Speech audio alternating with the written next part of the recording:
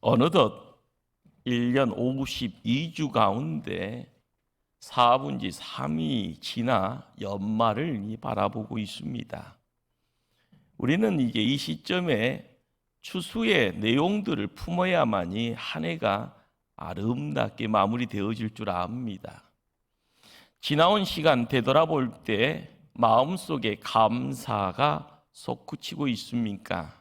아니면 뭔가 불만족스럽고 불평의 응어리가 아직 남아 있습니까? 우리가 스마트폰에 SNS상에 떠도는 용어들, 내용들을 살펴보면 요즘 세상 정상적인 세상인가 하는 의심 듭니다. 현대인들의 태도, 마음, 복잡한 거리를 오가는 그 얼굴들, 그들이 주고받는 말 언어들을 들여다보면 너도 나도 독이 올라 있는 사람들 같습니다. 그 속에 미움과 시기, 분노와 원망, 좌절이 가득가득 쌓여 있습니다. 요즘 우리 몸에 쌓인 독을 빼내줄 수 있는 해독 주스 많은 분들 알고 있습니다. 우리의 언어, 우리의 얼굴, 마음에 쌓인 독을 뽑아 줄 수 있는 해독 주스는 어디 있을까요? 오늘 성경은 그 해독 주스를요, 단 한마디 감사라고 일러줍니다. 인생의 항아리에 성령의 생수를 붓고 다시 한번 감사의 꽃이 피어나게 하시기를 축원합니다. 이제는 부정적인 틀 속에 벗어나서 하나님의 말씀으로 자유하기를 축원합니다. 인생의 꽃을 그리고 향기를 바라기를 원합니다. 인생의 그 잎사귀들을 불평으로 시들게 마시고 감사로 활짝 피어나게 해볼 수 있기를 바랍니다. 어떻게 지금 부정의 자리에서 내일 긍정의 자리로 옮겨갈 수 있을까? 그렇습니다. 감사하라. 감사의 언어를 발견하라는 것입니다. 이 감사의 언어는 인생의 문제를 푸는 마스터 키입니다. 불행한 일이 찾아올 때 감사하면 그 불행 떠나갑니다. 감사할 일이 있을 때 감사하면 그 감사는 지속되어지고 더 감사가 많아지고 감사가 커지게 됩니다. 내 인생의 모든 문제를 푸는 열쇠가 있다 하면 그것은 감사하는 일입니다. 장로교 교리를 가르쳐주는 대표적인 에스턴 윈스턴 소열의 문답의 첫 번째 질문이 이렇습니다. 인생의 제일 되는 목적 무엇이뇨? 하나님을 영화롭게 하며 영원토록 그를 즐거워하는 것이다. 인생의 첫 번째 목적, 즉 하나님을 영화롭게 하는 일이 어떻게 가능할까? 오늘 본문은요, 더 재미있는 대답을 우리에게 하나 알려줍니다. 읽지 않았던 말씀이지만 23절 말씀입니다. 감사로 제사를 드리는 자가 나를 영화롭게 하나니. 하나님은 감사를 받으시기 위해서 사람을 창조하셨다는 사실을 확인시켜 주십니다. 나아가 감사하는 사람에게 하나님이 구원을 보이리라 약속하십니다. 무슨 말인가요? 감사할 때 구원받는다라는 얘기가 아니고요, 인생 살아갈 때 크고 작은 문제 푸는 열쇠가 바로 감사라는 말입니다. 감사하면 인생의 수많은 문제에서 건져주신다, 벗어나게 해주신다, 이렇게 약속하십니다. 오늘 본문 시편 50편은요, 아삽이라라는 사람이 지은 시라에서 아삽의 시라 이렇게 이야기합니다. 시편이 150편으로 이루어져 있습니다.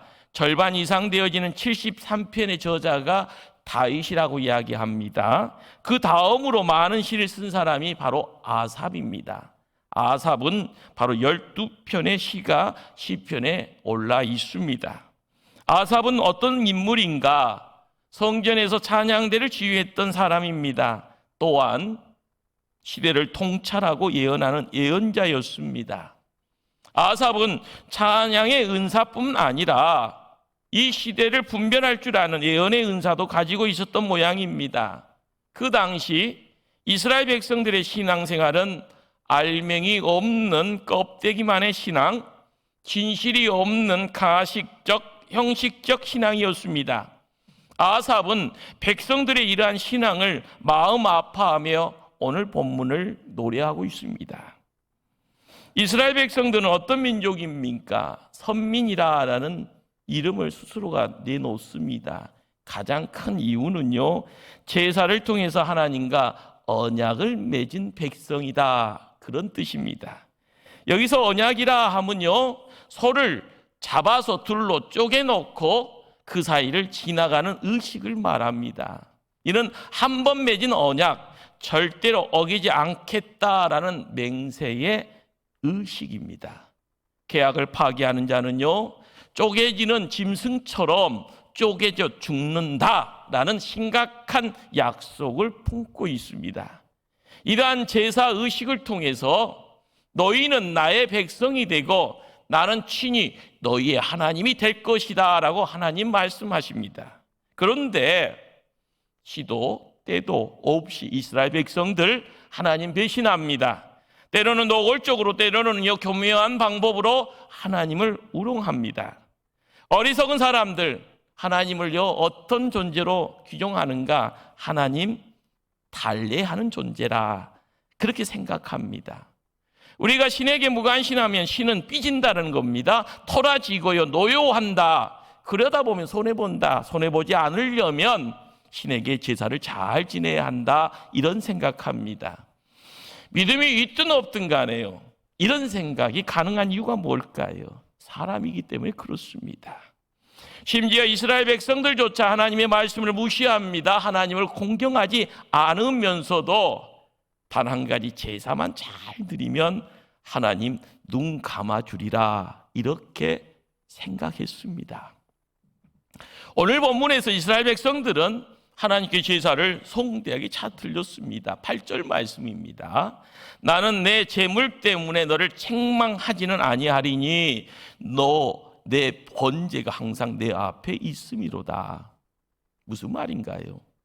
형식적인 면만 본다면 전혀 나무랄 것 없다라는 겁니다. 이스라엘 백성들은 제사만 형식적으로 성대하게 드리면 하나님께 할 도리 다 했다 생각합니다. 이처럼 수많은 양과 소를 잡아 바치면서 마치 하나님께 호의라도 베푼 듯 생각합니다. 무슨 말을 할까요? 보라, 우리가 하나님께 성대의 제사를 드렸네. 이제는 하나님은 우리에게 큰 빚을 진 거야. 이제는 복을 내릴 수밖에 없지.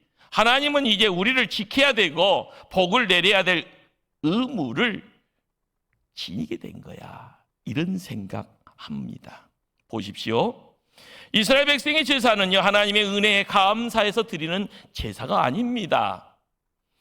하나님과 거래를 한 것입니다.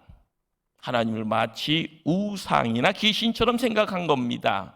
살살 달래면 복을 얻을 수 있다 생각했던 그런 얄팍한 생각입니다. 이는 마치 무당에게 가서요, 비싼 구슬을 하면 귀신을 달랠 수 있다, 할을 막을 수 있다, 그리고 복을 받을 수 있다라는 못된 생각과 무엇이 다르겠습니까? 본문의 시인은요, 그 당대 백성들의 이러한 잘못된 신앙을 통렬하게 비판하고 준엄하게 책망합니다. 오늘 본문 9절로 13절에 있는 말씀을요, 현대어로 더 쉽게 한번 번역에 접근해 봅니다. 나는 내 집에 있는 숫소나 내 우리에 있는 염소가 필요한 것이 아니다. 숲속에 있는 짐승들과 수많은 산 위에 널려 있는 가축이 다 내 것이 아니냐. 산에 있는 모든 새들을 다 내가 알고 들의 짐승들도 다 내 것이다. 설사 내가 짐승의 고기를 못 먹어 굶주린다 하여도 너에게 부탁하지는 않을 것이다. 온 세상과 그 안에 있는 모든 것이 다 내 것이 아니냐. 너희는 정말 내가 숫소의 고기를 먹고 염소의 피를 마신다고 생각하느냐. 이스라엘 백성들은요, 하나님이 정말 피 좋아하신다고 생각했는가 봅니다. 고기가 타서 올라가는 연기를 좋아한다고 생각했는가 봅니다. 하나님은 짐승 죽고 피 흘리고 불 타는 것을 좋아하신다, 이렇게 생각했던가 봅니다. 그러나 하나님 그 자체를 마음 아파하십니다. 그 짐승도 하나님 만드신 피조물입니다. 다만 그 짐승이 죽고 이스라엘 백성들의 죄가 사해지는 것, 그것을 기뻐하신 겁니다. 하나님께서 양과 소의 죽음을 아파하시는 중요한 이유가 거기 있습니다. 그 양과 소, 곧 예수 그리스도를 대신하여 그 죽음의 자리를 지켰기 때문에 그렇습니다. 깨닫지 못하였기에 세월이 지나서 예수님, 하나님의 아들이 이 땅에 오신 겁니다. 십자가에 못 박혀 피 흘려서 대신 죽으셨습니다. 그렇습니다. 우리가 구약을 읽어가며 양과 소의 죽음을 보고 아파야 될 이유가 거기에 있습니다. 죽음이요, 화려한 것 아니잖아요. 그 죽음, 거기에는 하나님의 아픔이 있습니다. 그리고 거기에 나의 못남이 함께 묻혀갑니다. 그러기에 그 죽음 앞에 감사해야 합니다. 도대체 하나님 무엇을 원하시는가? 하나님 무엇을 기뻐하시는가? 하나님 도대체 어떤 사람을 찾고 계시는가? 하나님은요, 바로 감사로 제사를 드리는 자, 바로 그 사람을 찾고 계십니다. 제사 신앙을 교훈하고 있는 오늘 시편 50편은요, 참으로 장엄하게 그 결론을 우리에게 제시합니다. 그 결론의 자리에 이 예언의 말씀을 듣는 사람들이 두 부류로 나뉘어짐을 보여줍니다. 하나님 말씀을 무시하고 잊어버린 사람들, 그들이 첫째입니다. 22절 말씀입니다. 하나님을 잃어버린 너희여, 이제 이를 생각하라. 그렇지 아니하면 내가 너희를 찢으리니 건질 자 없으리라. 내가 너희를 찢으리라. 죽인다라는 말, 그 말로 표현될 수 있는 말을요, 참 끔찍하죠. 찢으리니 너희를 건질 자 없으리라. 하나님 말씀 무시하고 잊어버리는 사람들에게 찾아오는 재앙입니다. 그러면 우리가 해야 될 일이 무엇인가? 23절입니다. 감사로 제사를 드리는 자가 나를 영화롭게 하나니 그의 행위를 옳게 하는 자에게 내가 하나님의 구원을 보이리라. 우리 하나님 말씀합니다. 제발 불평하며 살지 말아라. 내 마음 아리고 아프다. 감사해라. 그것이 나를 기뻐하게 하는 것이다. 제발 원망하지 말고 살아라. 그 모습 보면 내가 슬프다. 어려움 중에 있어도 감사해라. 그것이 나를 영화롭게 하는 것이다. 그렇습니다. 감사는 불행을 치료하고 행복을 가져다 주는 명약입니다. 그러면 어떻게 감사해야 합니까? 이 시대를 살아가면서 소를 잡고 양을 잡고 감사로 예물로 하나님께 나아가는 것, 그것이 하나님 공경하는 모습으로는 비춰지기 힘듭니다. 그러나 말로, 언어로 감사를 표현하는 것, 이 시대의 감사법입니다. 말이 무너지면 모든 것이 무너지네요. 말이 건강하게 쓰면 모든 것이 바로 세움받게 됩니다. 인간관계 건강하게 세우는 것이 바로 말입니다. 불평의 언어, 비판의 언어, 관계를 깨트려 버립니다. 감사의 언어는요, 관계를 돈독하게 세워줍니다. 특히 가정이나 교회 안에서 감사의 언어는 공동체를 건강하게 세워줍니다. 오래전에 소개된 책입니다. 일본 에모토 마사루의 물은 답을 알고 있다. 이 책은요, 여러 시사하는 바를 우리에게 던져줍니다. 그런데 거기서 가장 재밌는 것은요, 물이 가장 아름다운 육각수로 변한다고 합니다. 그런 물 먹으면 건강해진대요. 그런 물 먹으면 병든 육신이요, 치료가 된대요. 그런데 어느 때에 물이 육각수로 바뀌는가? 행복한 노래 들을 때면 물이 신비한 약으로 바뀌어진답니다. 그 공간 안에요 웃음이요 가득가득 채워지면 물이 또한 신기하게 육각수로 바뀌어진다고 합니다. 또요 사람의 입술을 통하여서 감사합니다, 사랑합니다 라는 말을 그 물이 알아듣고 육각수로 또 바뀐다고 합니다. 희한하게요 이 물은 전 세계의 언어를요 다 알아듣는다고 하네요. 왜 그럴까요? 언어 속에 파장 속에 사람의 감정이 함께 당겨져 나가는가 봅니다. 말은 힘이 있습니다. 더 신비한 것은 말에는 권세가 있습니다. 야고보 사도는요 사람의 말을 배의 키에 비유합니다. 작은 피 하나가요 배의 방향을 조정하듯이 사람의 말은 인생의 방향을 조정해 가는 것입니다. 우리의 말이 우리의 인격을 형성합니다. 우리의 인격이요 우리의 인생의 방향을 좌우합니다. 인생의 방향이 세상 사람들이 말하는 내 인생의 운명, 그 운명을 좌우한다는 겁니다. 야고보서 3장 6절은요 이런 말을 우리에게 전합니다. 혀는 곧 불이요 불의의 세계라. 잘못된 말이 도화선이 되어 내 인생을 불사르고 너와 나의 아름다운 관계를요 불사려버리면 남는 것 죄밖에 없습니다. 좋은 말은 꺼진 인생에 불을 질러 살아갈 힘을 줍니다. 선한 말을 하면 내가 먼저 선해지잖아요. 악한 말을 하면 내가 먼저 악해집니다. 가정이든 교회이든 사회든요 언어가 병들면 공동체가 병듭니다. 대통령의 권세가 있는 것은 그 말에 권세가 있기 때문에 그렇습니다. 권세 그렇습니다. 권세 그렇습니다. 권세를 통하여서요 길 아닌 것이 열려집니다. 대통령이 되었다고 그분이 전투기를 조종하겠습니까? 배우지 않았던 과학적인 기술에 의해서 원자폭탄을 만들겠습니까? 말의 권세가 있다는 겁니다. 말로 한 나라를 다스립니다.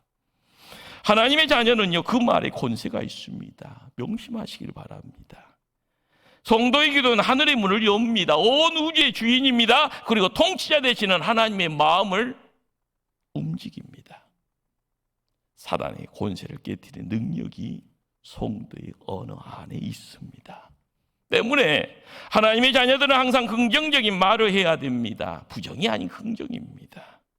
그 긍정이라는 말 속에는 하나님의 말씀, 믿음의 말씀이 함께해야 합니다. 아무리 어렵더라도요 하나님의 사람이기에 하나님의 백성이기에 하나님의 생명을 담고 있기에 감사의 말을 해야 합니다. 말은 공동체에 전염되는 묘한 특성이 있습니다. 구약 성경에 애굽에서 나와서요 가나안 땅 들어가기 전에 문제 생겨서 가나안 땅에 40년을 머물게 됩니다. 가장 큰 사건이 뭘까요? 12명의 정탐꾼이 갑니다. 그런데 10명의 정탐꾼이 돌아와서요 불평의 말, 부정적인 말을 합니다. 온 백성에게 삽시간 전염됩니다. 그 결과는요 모세를 향하여 불평합니다. 더 큰 재앙이 뭡니까? 하나님을 향하여 원망합니다. 그런데 이때 하나님 무서운 선포를 하십니다. 너희 말이 내 귀에 들린 대로 내가 너희에게 행하리니. 무슨 말일까요? 죽고 싶다고? 죽여주마. 그 땅에 못 들어가게 생겼다고? 너희들은 절대로 못 들어간다. 너희 말이 내게 들린 대로 내가 행하리라. 부정적인 말을 다른 사람에게 전하지 마십시다. 사람이 내게 와서 타인에 대한 부정적인 이야기를 합니다. 재미있잖아요. 재미있으니까 나는 거기서 또 다른 부정적인 것을 더하여 전합니다. 무슨 말입니까? 함께 죽자는 말입니다. 그러지 마시기를 바랍니다. 좋은 말만 전합시다. 부정적인 것은 내 안에서 삭히는 것이고요. 그 다음에 길을 씻어내면 됩니다. 부정적인 얘기, 더러운 얘기, 비판의 언어를 들었으면요 내 귀가 더러워집니다. 그러면은요 하나님 말씀으로 씻어야 합니다. 성경 뭘 이야기합니까? 죽고 사는 것이 혀에 힘이 달렸나니 혀를 쓰기 좋아하는 자는 혀의 열매를 먹으리라. 명심하십시다. 성공한 인생 뒤에는 성공의 언어가 있습니다. 그러면 실패한 인생 뒤에는요 실패의 언어가 있습니다. 교회 생활에 실패하는 사람들, 그렇죠. 정착 못 하잖아요. 이래저래 유랑하는 자처럼요. 그래요. 교회 쇼핑하듯이요. 그들은 다 실패합니다. 교회 생활에 기쁨이 없습니다. 명심하십시다. 교회 봉사를 못해서 실패하는 사람 없습니다. 전도 한 사람 못해서요 실패했다고 하는 사람 더더욱 없고요. 내가 가난해서 큰 액수의 헌금 드리지 못해서 실패하는 사람은 더더욱 없습니다. 반드시 실패한 언어가 그 뒤에 있습니다. 실패한 언어가 그의 행복한 신앙생활을 망가뜨리는 겁니다. 그 뒤에는 뭐가 있을까요? 악한 영, 사단 마귀가 있는 겁니다. 지금 내가 불평과 원망은 가득한데 내 입술에 감사의 언어를 잃어버린 상태입니까? 지금 부정한 세상과 교회를 비판한다고 자기 자신이 똑똑한다고 착각하지 마시길 바랍니다. 그것은 사단 마귀가 우리를 속이는 겁니다. 속지 마십시다. 성령님이 나를 떠난 겁니다. 누구에게 감사해야 됩니까? 제일 먼저 하나님께 감사해야 합니다. 내가 누리고 있는 모든 것 하나님의 은혜입니다. 크든 작든 간에요. 하나님 생각하면 하나님 감사합니다. 교회 생활하면서 성도의 입술이 열리면은요 불평불만이 하나님 감사합니다. 하나님 주신 그 은혜 갚지도 못했는데 또 은혜 주셨군요. 하나님 앞에 감사가 가득할 때 우리에게 보이지 않는 것이 보여지는 겁니다. 광야에서 이스라엘 백성들 모세와 아론에게 감사하지 않습니다. 불평하고 원망합니다. 그때 하나님 나타나서 하신 말씀이 이렇습니다. 모세야, 백성들의 불평과 원망 너에게만 하는 것 아니다. 내게 하는 것이고 나를 멸시하는 것이다.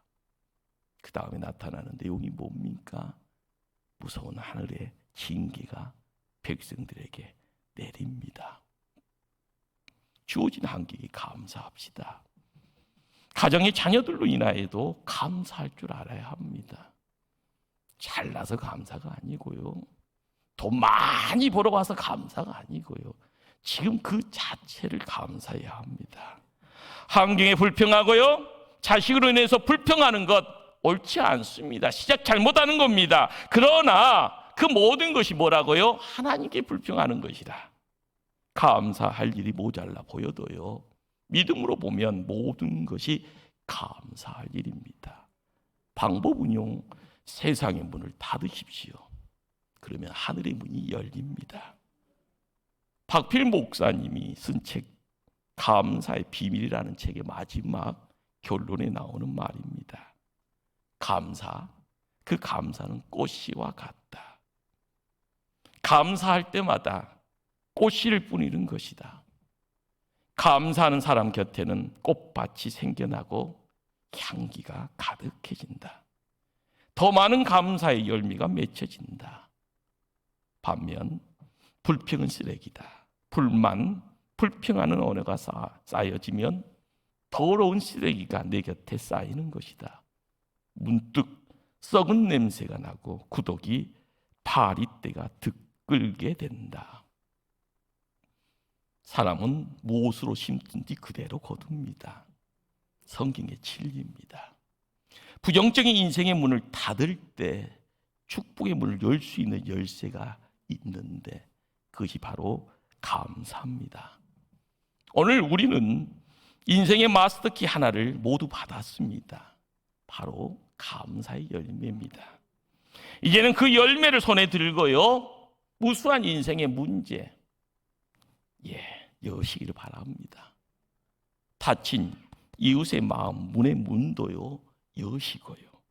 하늘의 축복의 문도 열 때 우리는 시온의 대로를 걷는 복된 하나님의 일꾼들 다 되어줄 줄 믿습니다.